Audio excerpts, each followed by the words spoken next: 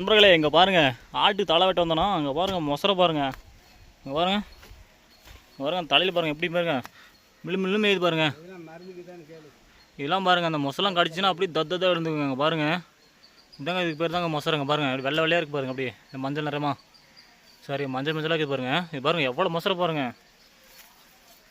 இங்கே பாருங்கள் நண்பர்களே, இதெல்லாம் இந்த மாதிரிலாம் நீங்கள் கண்ணில் பார்த்தீங்கன்னு வச்சுக்கோங்களேன், எங்கேயாவது ஜாக்கெட்டே இருங்க.